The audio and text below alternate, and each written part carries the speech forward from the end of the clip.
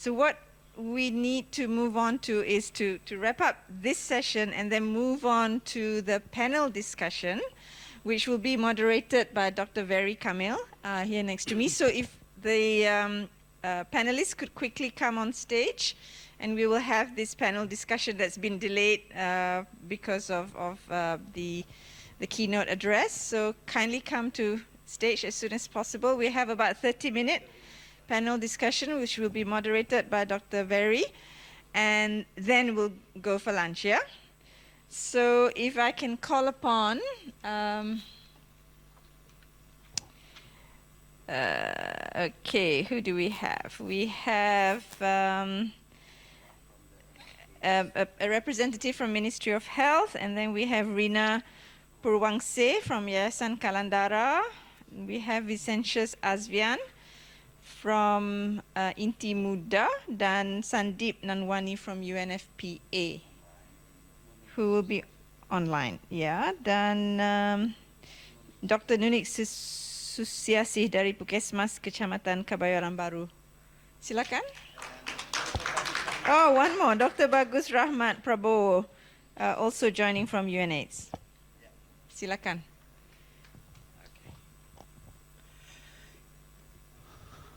Assalamualaikum warahmatullahi wabarakatuh.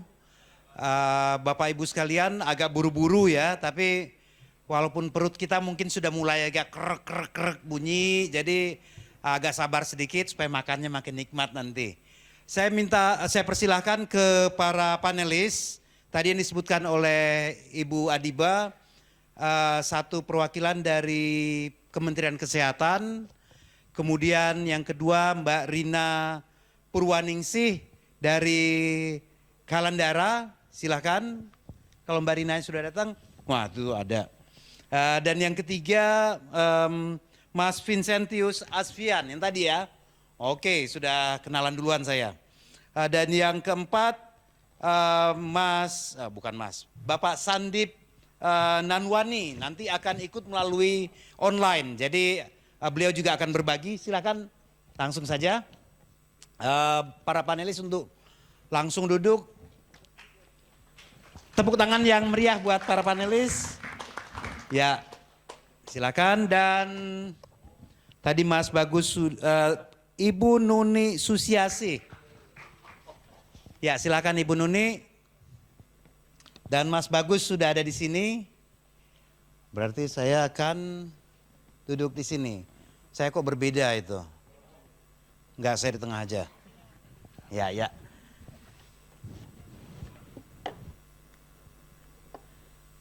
Jadi karena waktunya memang agak terbatas, Bapak dan Ibu sekalian, selamat datang Ibu Nuni dan teman-teman sekalian. Kita sesinya ini berbicara tentang how to improve adherence of prevention among key populations in Indonesia. Jadi bagaimana meningkatkan kepatuhan pada pencegahan di antara key population, di populasi kunci di Indonesia.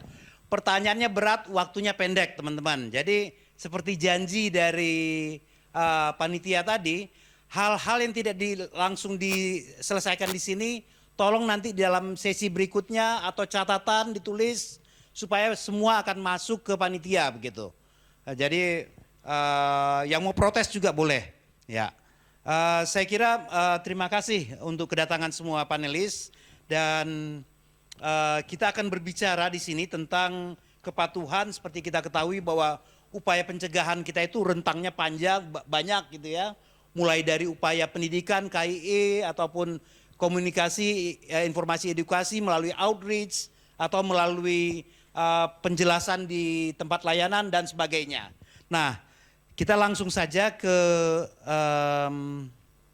dari MOH-nya tidak ada.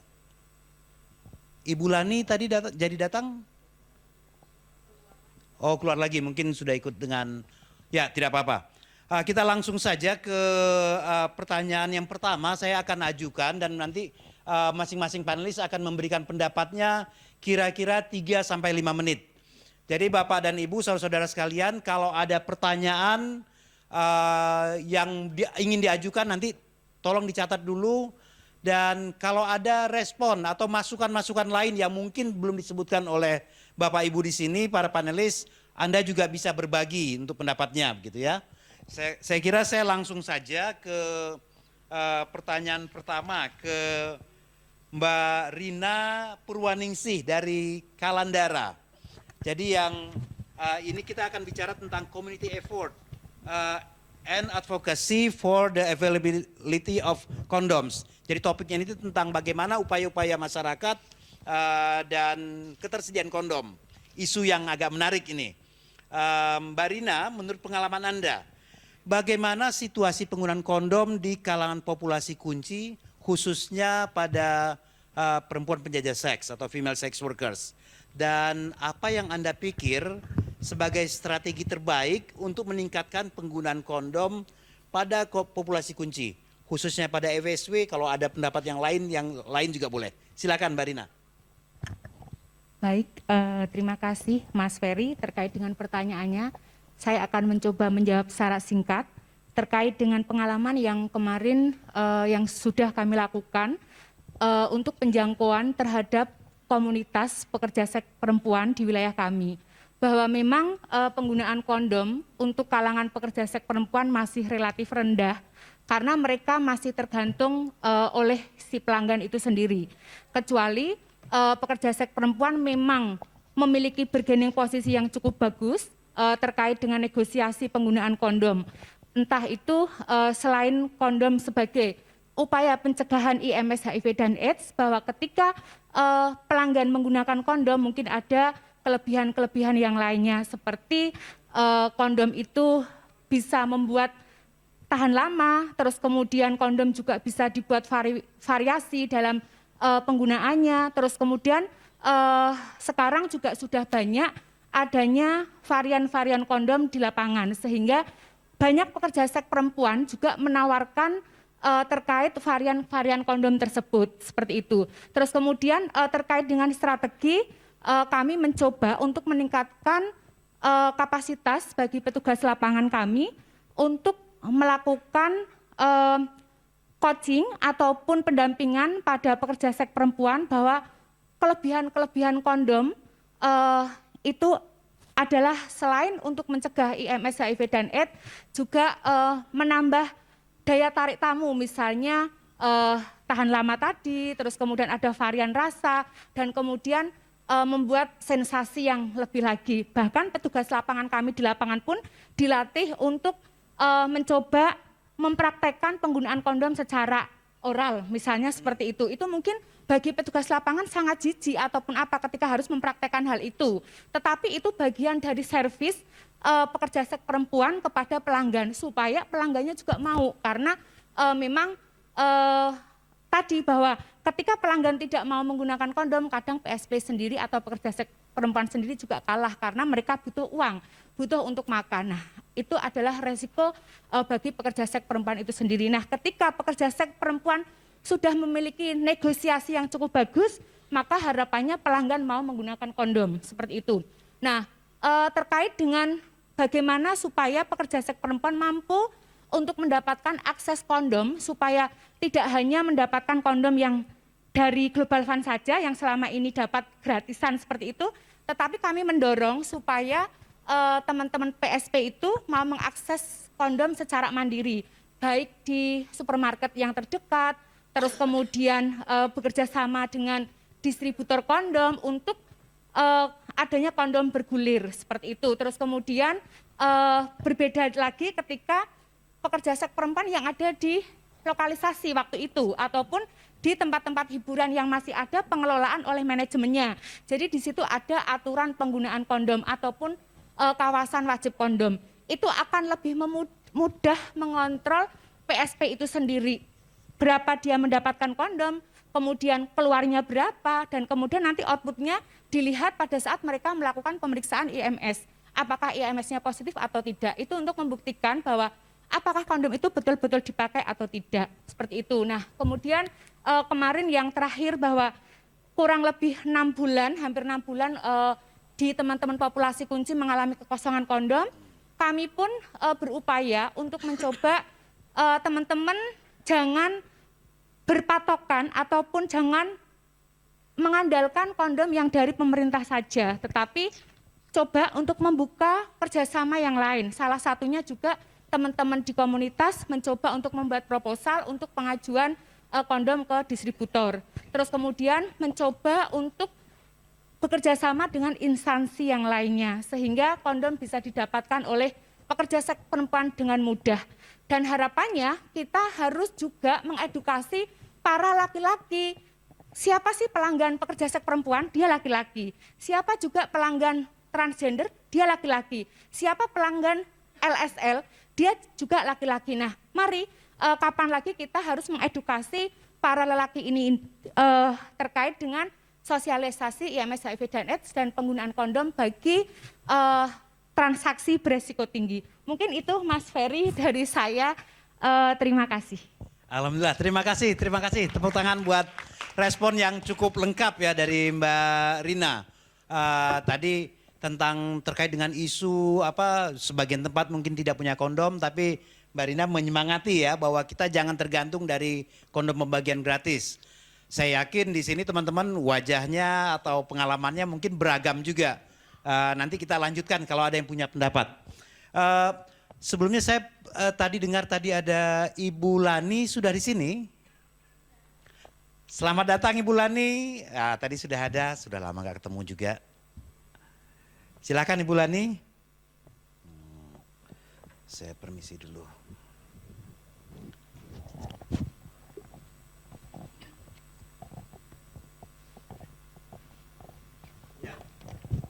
Silakan Ibu Lani. Langsung mengambil tempat saya yang di tengah tadi. Iya. Oke, Bu Lani adalah yang saya kenal itu sudah berapa? 8 tahun, 10 tahun ini dari Kementerian Kesehatan dan salah satu pengawal di program HIV AIDS. Nah, saya kembalikan lagi ke urutan yang pertamanya Bu Lani ya. Saya akan berdialog tentang masalah prevention ini. Nah, ke Ibu Lani ini tentang bisa jelaskan Bu tentang usaha dari pemerintah untuk memastikan pencegahan HIV pada populasi kunci itu seperti apa situasinya dan dalam pandangan Bu Lani apa yang upaya yang paling efektif untuk bagian pencegahan ini? Mungkin selama ini kan kita sudah dengar tadi ya bahwa ada outreach memberikan informasi pendidikan KIE semacam itu, kemudian mungkin ada juga upaya pencegahan waktu orang menggunakan layanan atau yang lain-lain. Bagaimana pendapat Bu Lani?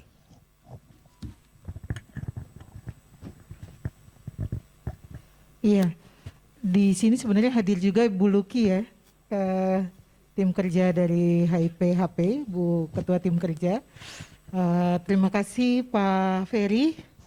Jadi kalau kita bicara terkait dengan pencegahan dan pengendalian HIV, dasarnya memang pengetahuan. Karena harus tahu dulu, baru mau, setelah mau baru berubah. Benar ya? Sepakat deh. Sepakat dulu itu ya. Jadi kalau kita tahu, kita pasti mau. Upaya pencegahan ini diharapkan supaya tidak terjadi penularan kepada orang lain atau kepada diri kita sendiri. Sehingga ketika misalnya pemerintah menetapkan adanya kombinasi pencegahan mulai dari penyediaan kondom, walaupun kemarin tadi saya sempat sekilas mendengarkan bahwa sempat kosong nih, kosongnya itu karena terkait dengan harga ya. Jadi harga di Indonesia anggarannya memang lebih besar, kita menggunakan anggaran preventif itu berasal dari Global Fund. Kalau bicara anggaran Global Fund pasti ada dasar pengadaan, ada pembiayaan yang sesuai dengan biaya lokal dan ada yang ditetapkan dengan standar global dan ini nggak masuk gitu. Jadi ada perbedaan harga menurut kita kecil tapi kalau belinya 4 juta, 7 juta jadi kali banyak jadinya banyak. Nah sehingga kita walaupun saya bilang kayaknya nggak pernah ada stock out deh kondom di outlet apotik ya misalnya bukan outlet gratis tapi di apotik nggak ada stock out, di minimarket nggak ada stock out gitu ya, nggak mau nyebutin spesifik apa gitu marketnya, merek market, tapi kenyataannya kita memang harus menyediakan karena kebutuhan itu terkait dengan bagaimana pencegahan dan bagaimana pengendalian itu sendiri. Jadi selain dari alat-alat kesehatan yang disediakan, ada kondom, ada lubrikan, ada jarum suntik yang bisa kita beli. Kemudian kita juga punya terkait dengan kombinasi pemberian ARV sebagai upaya pencegahan. Nanti mungkin Dr. Rudi ya yang akan menyampaikan juga terkait itu. Nah, paket-paket pencegahan ini harus datang dari dasar pengetahuan kita bersama. Jadi kalau kita memang memahami bahwa aku nggak mau terinfeksi, so bagaimana cara supaya aku tidak terinfeksi? Gitu. Kalau kondom tersedia tapi sampai expire di gudang Kementerian Kesehatan, ini jadi PR untuk kita bersama juga. Gitu. Jadi mungkin itu Pak Ferry, kita berupaya terus supaya upaya pencegahan ini terus meningkat dan pengendalian HIV bisa optimal dan semua alat yang tersedia pun itu bisa dimanfaatkan secara optimal dalam pengendalian HIV. Terima kasih Pak Ferry. Ya, terima kasih Bu Lani. Jadi penekanan dari Bu Lani tadi ya teman-teman, saya tidak perlu meresum lagi tentang pentingnya aspek pendidikan, kemudian pada kenyataannya tadi, walaupun sudah ada mekanisme untuk mendapatkan kondom dari sumber lain, tapi pada kenyataannya dalam program kita menganggap bahwa masih dibutuhkan itu Bu ya, penyediaan kondom yang gratis sebagai bagian dari upaya pencegahan. Terima kasih Bu Lani. Teman-teman bisa dicatat, nanti kalau ada komentar yang akan diberikan silahkan. Nanti kita akan buat susulan. Yang ketiga, di sini untuk Mas Asfian ya, terima kasih Mas Asfian. Prevalensi HIV di kalangan populasi kunci muda menunjukkan angka yang sangat tinggi tahun lalu gitu ya. Jadi kira-kira menurut Mas Asfian apa intervensi yang saat ini, apakah intervensi yang ada saat ini sudah mencukupi, sudah sufisien atau tidak gitu ya, terkait dengan ke kelompok muda. Dan bagaimana menurut Anda pendekatan terbaik untuk meningkatkan kepedulian pada upaya pencegahan HIV di kelompok muda? Jadi kelompok muda ini di semua populasi kunci dalam konteks yang kita diskusikan. Silakan Mas Asfian. Baik, terima kasih Mas. Sebelumnya mungkin kita ingin seperti bulan ini ingin menyamakan persepsi terkait misalnya kita ngomongin intervensi terkait pencegahan, kita ngomongin adherence, kita ngomongin kepatuhan. Gimana sih orang-orang muda ini remaja bisa patuh terkait dengan pencegahan? Kita juga perlu lihat terkait akses. Kalau misalnya teman-teman saya di bawah 18 tahun atau di bawah 25 tahun kita mau akses, kita mau adherence, kita mau patuh. What about the service? Gimana terkait layanannya? Gimana terkait bagaimana teman-teman mengakses layanan yang memang ramah? Seperti yang udah disampaikan sama Bapak sebelumnya, terkait orang muda secara general, secara semua populasi kunci yang memang nggak ada, yang kita ngelihatnya general gitu, nggak berbasis populasi kunci. Ini merupakan masalah misalnya dari Inti Muda kita, karena kenapa kalian dari latest research-nya Inti Muda, kita ada laporan situasi analisis terkait akses layanan, itu ngomongin kepatuhan juga secara besar. Gimana teman-teman populasi kunci itu memang secara spesifik masalahnya berbeda terkait prevention, terkait pencegahan. Gimana teman-teman di Pontianak seperti yang kemarin sama IAC kita datang, teman-teman muda pengguna nafsa itu ada kriminalisasi terkait penggunaan las. Mungkin Bulani paham terkait puskesmas sudah ada las ya, kita udah punya las di beberapa puskesmas, tapi terkait intervensi, pencegahan, adherence, bagaimana teman-teman populasi kunci, contohnya pengguna nafsa bisa ada adherence, bisa patuh dalam prevention, dalam pencegahan menggunakan las, kalau ternyata ada intervensi juga dari lembaga-lembaga yang lain terkait kriminalisasi tersebut. Jadi menurut kami kerjasama multisektor ini penting banget Mas untuk ngomongin adherence. Kita ngomongin adherence teman-teman populasi kunci muda yang notabene masih sekolah jam segini masih di SMA.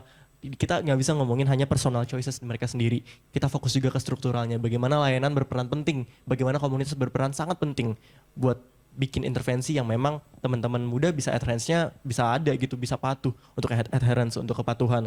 Lalu juga terkait pertanyaan kedua, apakah pendekatan approach yang paling penting, penelitian Inti Muda yang tadi saya singgung yang latest research, laporan situasi analisis, kita kembangkan lagi menjadi buku penjangkauan Mas. Jadi Inti Muda sekarang punya buku panduan penjangkauan untuk 18 tahun ke bawah, gimana kita bisa bikin approach, dan ternyata temuannya adalah community based approach yang juga seperti peer support, pendamping sebaya, pendamping penjangkau yang memang sebaya umurnya tidak jauh, yang juga populasi kunci, yang ramah dengan komunitas, yang di name tag misalnya teman-teman transpuan pakai nama yang dia inginkan, nama memang nama mereka, lalu juga teman-teman pengguna nafsa yang tahu kebutuhannya, itu menjadi peer support buat teman-teman yang jangkau.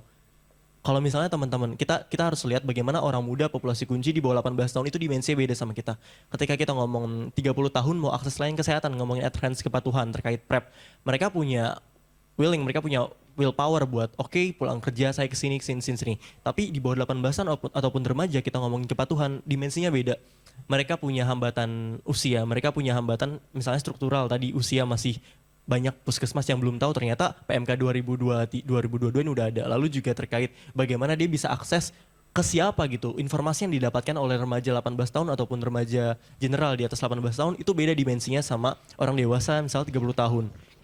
Kita penting juga melihat bagaimana akses layanan juga berperan penting dalam kalau kita ngomongin adherence ke teman-teman muda. Tapi kalau misalnya kita benar-benar mau fokus yuk kita ke personal choicesnya mereka teman-teman muda, gimana sih adherence-nya bisa ditingkatkan atau apa sih approach yang paling penting?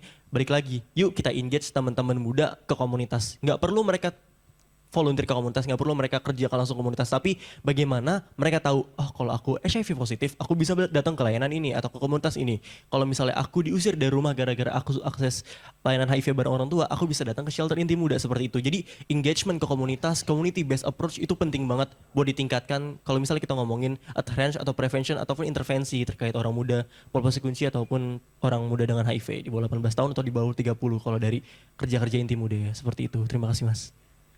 Oke, terima kasih Mas Asfian. Jadi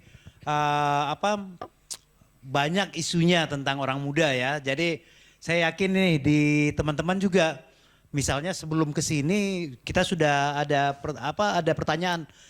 Kita mau menjangkau orang muda yang di bawah 18 tahun itu mau diapakan? Perlindungannya untuk para petugas lapangan bagaimana? Bisa bagiin kondom atau tidak begitu ya? Bisa bagiin jarum suntik atau tidak? Katanya harus diberikan informasi yang lebih cukup. Nah, siapa yang akan melakukan itu? Jadi cukup banyak ini isunya. Silakan teman-teman, karena judul dari tema dari kita ini, workshop kita ini adalah apa itu? Going beyond gitu ya, advancing HIV prevention, testing, and treatment. Jadi saya kira yang diangkat oleh baik itu Mbak Rina ataupun Mas Asfian cukup relevan. Jadi masih banyak PR-PR terkait dengan pencegahan, mungkin dalam konteks aturannya yang akan kita butuhkan, tapi juga memastikan bahwa metode yang digunakan memang mencukupi atau bisa dilakukan atau tidak. Saya kira itu sedikit komentar. Jadi teman-teman juga boleh sekali nanti di dalam waktu yang lain atau di sesi istirahat kita akan perpanjang diskusi-diskusinya. Nah, saya akan meminta yang berikutnya nih kepada Ibu Dr. Nuni Susiasih, jadi dari Puskesmas Kecamatan Kebayoran Baru di Jakarta Selatan. Dan selama ini Ibu Nuni sudah akrab dengan penyediaan layanan terkait dengan HIV, termasuk dalam konteks pencegahan. Nah, dan teman-teman sejak Mei 2015 Ibu Nuni sudah menjadi yang menjadi koordinator mungkin ya untuk HIV dan STI di program kecamatan Puskesmas Kecamatan Kebayoran Baru. Nah, untuk Ibu Nuni, saya punya pertanyaan khusus nih. Kira-kira dengan kita ketahui bahwa program PrEP sudah bergulir ya sejak 3 bulan lalu di Jakarta begitu. Nah, bagaimana pandangan dari Bu Nuni tentang pemanfaatan layanan PrEP ini di Puskesmas? Kemudian mungkin saya akan beberapa pertanyaan sekaligus, nanti Bu Nuni bisa jawab.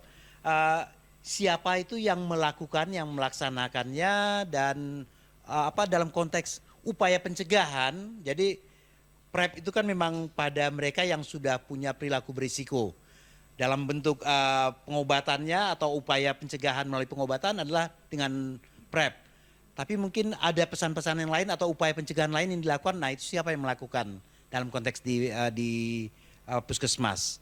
Dan nah ini kesempatan besar juga kalau ada usulan kira-kira bagaimana PrEP itu bisa dilakukan lebih baik. Silakan Bu Neni. Yang pertama tadi bagaimana setelah PrEP digulirkan ya Pak Ferry ya.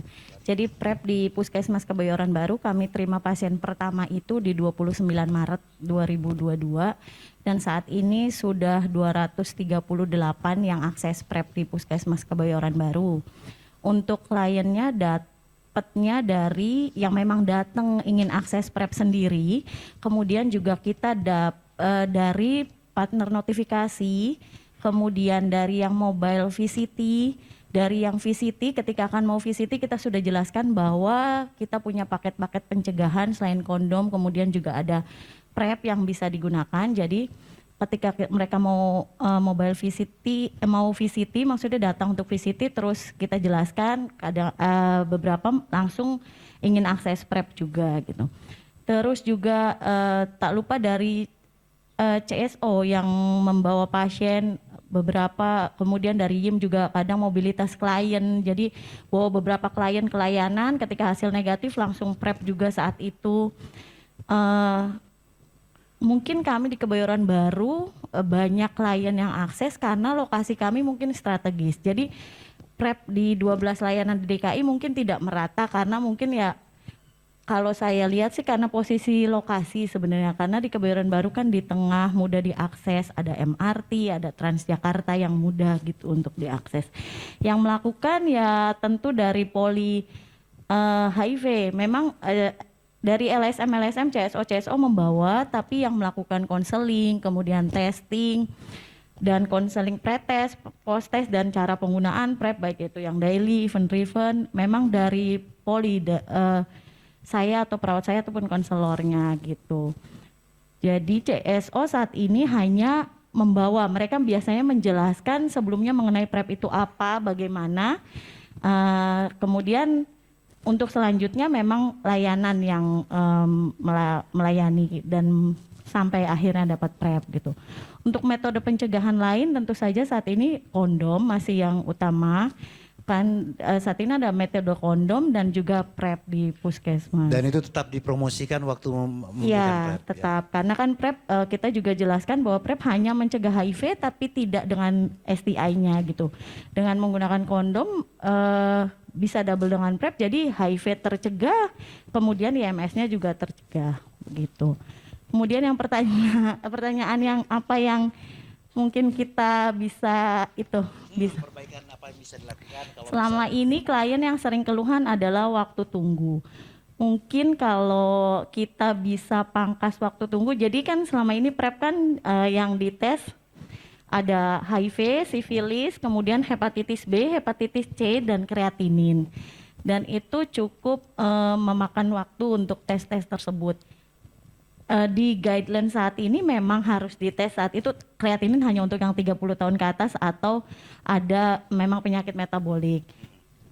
Yang saya sih harapannya misalnya HIV negatif ya udah tidak usah menunggu yang hasil tes lain, bisa langsung diberikan PrEP bila pasien itu tertarik gitu. Kemudian yang kedua promosi tentang PrEP. Jadi beberapa populasi kunci itu masih banyak yang belum mengetahui PrEP. Gitu. Yang paling banyak tahu itu biasanya MSM, tapi populasi kunci yang lain kayak female sexual worker, kemudian penasun ataupun yang lain itu masih banyak yang belum mengetahui tentang PrEP. Jadi lebih mungkin diharapkan promosi mengenai PrEP-nya juga bisa lebih lagi. Oke. Dan satu lagi sebelum mengakses. Maaf Bu Nani, berarti PrEP-nya itu bisa untuk ke semua populasi kunci, bukan Iya, hanya bisa. LSL, ya oke, Saat berarti semua ini. ya. Oke. Iya. Kemudian sebelum mengakses PrEP kan ada screening perilaku yang berbasis aplikasi berbasis web sebelumnya harus diisi. Beberapa klien di situ pertanyaannya dalam 3 bulan terakhir. Beberapa klien ada yang sebenarnya dia seksual aktif tapi di 3 bulan itu karena kerjaan atau karena kalau WPS pulang kampung jadi nggak aktif, sebenarnya aktif. Jadi ketika mengisi tidak disarankan, sebenarnya dia aktif. Mungkin harapan saya yang screening perilakunya juga lebih simpelin kali ya. Jadi klien bisa juga direkomendasikan untuk prep ketika mengisi. Demikian Pak Ferry. Ya, terima kasih. Terima kasih untuk Ibu Nuni tentang pengalamannya di Puskesmas. Nah, sebenarnya teman-teman tadi yang sudah disebutkan kita punya panelis yang keempat ya. Sebenarnya tadi Pak Sandip Nanwani masih kontak ya? Ya, Pak Sandip. Pak Sandip ini kita akan berdiskusi, akan fokuskan tentang accelerating comprehensive sexual education to promote HIV prevention in young people. Jadi Pak Sandip ini dari UNFPA, jadi kita akan langsung bertanya karena waktunya juga pendek ini. Pak Sandip, what are your thoughts on comprehensive sexual education in Indonesia? It's pretty broad, yeah. We also want to know, what do you think should be done differently in terms of elevating comprehensive sexual education awareness among HIV response? Silakan Pak Sandip. Ya, terima kasih Pak. Saya dalam bahasa Indonesia aja ya, nggak apa-apa ya. Ternyata ya. Oke, silakan Pak Sandip. Ya, terima kasih atas pertanyaannya. Jadi pertama mungkin sebelum kita bahas tentang intervensi di sektor pendidikan, mungkin saya mau ceritakan tentang kondisi status di Indonesia dulu. Kalau kita lihat data yang paling baru adalah data DHS atau SDKI, kita lihat bahwa di remaja secara umum, bukan populasi kunci, sekitar 70-80% remaja pertama kali mendengar HIV itu dari sekolah. Kita punya data itu. Tapi di survei yang sama, walaupun 80% pertama kali mendengarkan HIV itu dari sekolah, dari 80% itu hanya 13% yang mempunyai informasi yang tepat. Misalnya hanya 13% yang tahu cara transmisinya, yang bisa secara confident mengatakan bahwa HIV itu tidak ditularkan dari makanan dan lain sebagainya. Jadi kondisi sekarang di Indonesia adalah sektor pendidikan yang menceritakan tentang HIV tapi tidak menceritakan dengan benar. Dan datanya sangat konkret dan ada. Jadi kalau boleh disimpulkan, sektor pendidikan adalah salah satu sektor yang membuat misinformasi tentang HIV, yang membuat misinformasi tentang HIV. Dan kalau ada misinformasi berarti membuat stigma dan diskriminasi. Salah satu upaya untuk menurunkan stigma diskriminasi maupun menurunkan kekerasan berbasis gender dan lain sebagainya adalah dengan intervensi di sekolah. Intervensi di sekolah ini merupakan intervensi kurikulum, bisa misalnya diajarkan tentang keterampilan menjaga relasi yang sehat, keterampilan persetujuan itu apa, kekerasan itu apa, cara menghadapi kekerasan itu apa, stigma dan diskriminasi itu apa, dan lain sebagainya, bisa secara kurikulum, bisa juga secara misalnya pelatihan guru, pelatihan kepala sekolah, agar sekolah menjadi ruangan yang aman bagi peserta didik. Sebelum mereka membelajar tentang HIV, sekolah sendiri belum menjadi ruang aman bagi peserta didik. Kalau kita nanya ya secara umum, kita tanya tentang apapun, apakah pertanyaannya mental health atau apa, kekerasan menjadi sangat umum di sekolah. Jadi kalau kita mau memikirkan pencegahan HIV, pemikiran kita adalah pertama yang membuat misinformasi yang paling umum adalah sektor pendidikan. Sektor pendidikan juga menjadi tempat yang tidak aman bagi remaja dan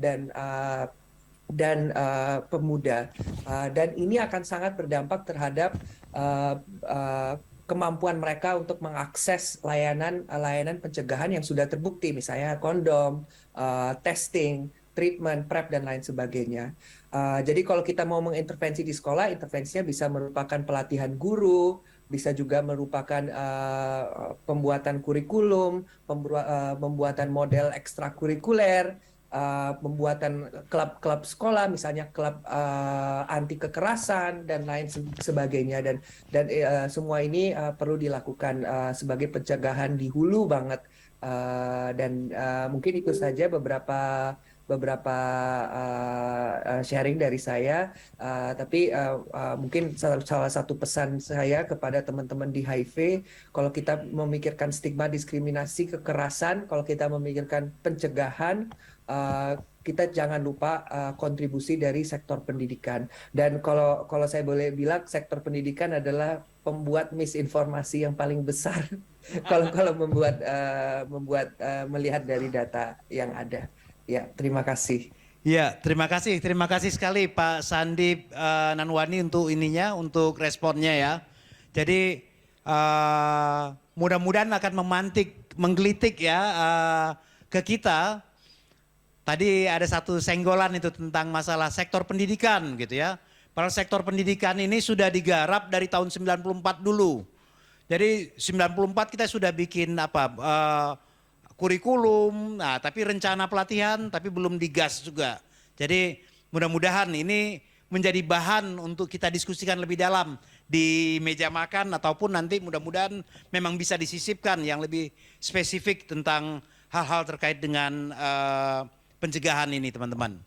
Ini sekali ini pencegahan agak besar porsinya teman-teman ya. Jadi yes, karena selama ini banyak obat ya. Silakan yang berikutnya panel terakhir dari Mas Bagus, Dr. Bagus Rahmat Prabowo. Jadi dari UNAIDS, dan untuk Mas Bagus saya punya 2 pertanyaan ini. Begini Mas Bagus, dari pandangan Anda kira-kira apa yang dapat dikomentari tentang situasi ini? Yang pertama ini yang lagi hangat nih ya, tentang PrEP di Indonesia. Kira-kira belajar dari pengalaman di negara lain, kira-kira apa yang bisa diadaptasi dari proses yang sudah jalan di sana dan untuk memaksimalkan penggunaan PrEP di Indonesia. Silakan Mas Bagus. Iya, terima kasih Mas Ferry. Jadi sebetulnya semenjak direkomendasikan oleh WHO tahun 2015, itu secara cepat juga Indonesia itu waktu itu merencanakan untuk implementasi PrEP. Cuman kita kayaknya kelamaan berdebatnya waktu itu ya, dan akhirnya programnya ya better late than never kan. Jadi kita sekarang alhamdulillah sudah mulai berjalan. Nah ada beberapa perdebatan yang miskonsepsi dan sebagainya yang coba kita luruskan waktu itu. Tapi mungkin kita bisa bilang tuh puncaknya itu, game changernya itu di tahun 2019 ketika waktu itu kita membuat semacam PrEP conference, itu sangat besar sekali berkontribusi terhadap menghalau berbagai miskonsepsi yang terjadi terhadap PrEP gitu. PrEP ini adalah bagian dari pencegahan primer. Seperti kita ketahui bahwa algoritma pencegahan penyakit itu ada pencegahan primer, sekunder, dan tersier. Pencegahan primer itu tidak hanya health promotion, tapi ada 2, ada health promotion dan specific intervention. Contoh misalnya malaria. Malaria itu selain ada health promotion, tapi kalau kita pergi ke Papua, kita juga minum obat profilaksis malaria. Itu yang terjadi sebetulnya dengan PrEP. Nah, PrEP itu adalah bagian dari pencegahan primer dengan bentuk specific intervention. Nah, itu yang miskonsepsi itu yang coba kita luruskan selama beberapa tahun terakhir. Kita mulai dengan pertemuan-pertemuan panen ahli di tahun 2019, 2020, kemudian 2020 sudah mulai di-approve program di Indonesia, kemudian dengan di-lead oleh Kementerian Kesehatan waktu itu, guideline dibentuk, kita berada di bawah payung operasional riset. Sebetulnya itu sangat strategis sekali ya di bawah payung operasional riset, karena kita mempunyai kesempatan untuk merevisi atau merubah bentuk dengan cepat, karena di berbagai negara PrEP itu berbeda-beda bentuknya pastinya. Dan contoh misalnya kalau di Afrika bagian selatan itu PrEP sasaran untuk targeted young adolescent girl gitu ya, young adolescent woman, itu beda sekali dengan kita tentunya. Dan juga di beberapa negara lain itu tentunya berbeda. Nah sekarang kita sudah mulai PrEP, dan kalau kita lihat trajektorinya itu luar biasa ya. Kalau tadi Danvik bilang di Filipina ada sekitar saat ini ada 8.000, kita 2.500 dalam waktu beberapa bulan. Kalau di Filipina itu 8.000 dalam waktu beberapa tahun ya Danvik ya. Di Thailand juga waktu itu beberapa tahun itu beberapa ribu gitu. Dan kita mencapai beberapa ribu dalam waktu kurang dari 6 bulan gitu ya. Artinya demand-nya sangat luar biasa, demand-nya sangat tinggi sekali, dan ini merupakan salah satu model prevention yang sudah terbukti menurunkan incidence HIV atau menurunkan kasus baru HIV. Dan melihat dari berbagai pengalaman di berbagai negara, mungkin kita bisa belajar ya bahwa pertama differentiated service delivery perlu itu. Jadi kita tidak bisa hanya menerapkan satu model PrEP, tapi mungkin juga bisa model yang lain. Contoh misalnya, apakah mungkin kita menerapkan PrEP berbasis private clinic misalnya, atau community based clinic yang selama ini kan ada di puskesmas ya mungkin ya, dan mungkin hospital, tapi apakah kita coba explore kemungkinan-kemungkinan di klinik-klinik yang lain gitu. Terus bagaimana dengan model social health insurance misalnya. Kalau di Belgia itu PrEP masuk ke BPJS-nya Belgia ya. Jadi orang bisa mengakses PrEP dengan berbagai jaminan kesehatan. Sekali lagi prinsipnya adalah, tadi Pak Wamen juga sudah mengatakan pencegahan itu jauh lebih murah daripada pengobatan. Yang kedua mungkin ya tentunya prinsip client center itu sangat penting sekali, dan mungkin kita bisa merubah layanan di luar services gitu. Jadi kita beberapa waktu lalu datang ke Surabaya, itu ternyata ada satu puskesmas di Surabaya yang benar-benar melakukan itu saat ini. Jadi mereka sasarannya pekerja seks perempuan, tapi sangat sulit sekali bagi pekerja seks perempuan untuk working hours itu datang ke puskesmas. Maka kemudian dokter dari puskesmas datang itu ke layanan di sana, melakukan tes HIV, once HIV negatif langsung diberikan akses PrEP. Dan mereka sangat berterima kasih sekali di situ. Nah maksudnya itu model-model differentiated service delivery yang sebetulnya kita sudah mulai adopsi dan kita juga belajar dari beberapa negara lain.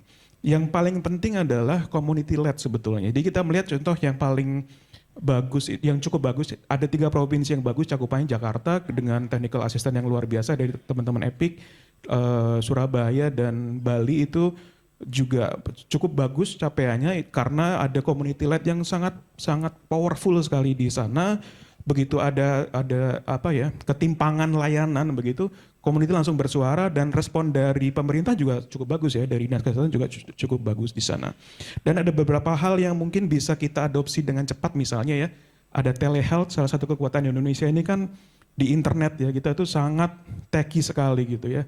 Kalau ada hoax tuh sangat cepat nyebar gitu ya. Kebaya merah itu butuh waktu cuma 5 hari sampai ke end audience gitu.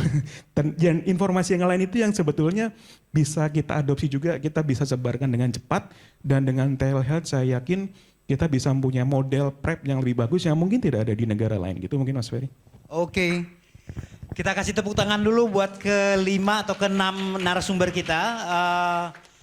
Bapak, Ibu, dan teman-teman sekalian, sebenarnya kita punya waktu untuk berdiskusi, tapi karena sekarang sudah 12:30 atau hampir jam 1 ya, jadi kita akan selesaikan di sesi ini sekarang. Terima kasih untuk Mas Asfian, Mbak Rina, Bulani, dan Ibu Nuni, dan Mas Bagus. Mudah-mudahan tadi ini memantik kita untuk mendiskusikan tentang apa yang sebenarnya kita perlu berikan masukan dalam konteks pencegahan gitu ya. Jadi mudah-mudahan nanti masih bisa disisipkan baik tertulis ataupun melalui diskusi-diskusi yang lain. Terima kasih Bapak Ibu para narasumber, dan saya serahkan kembali ke Ibu Lydia.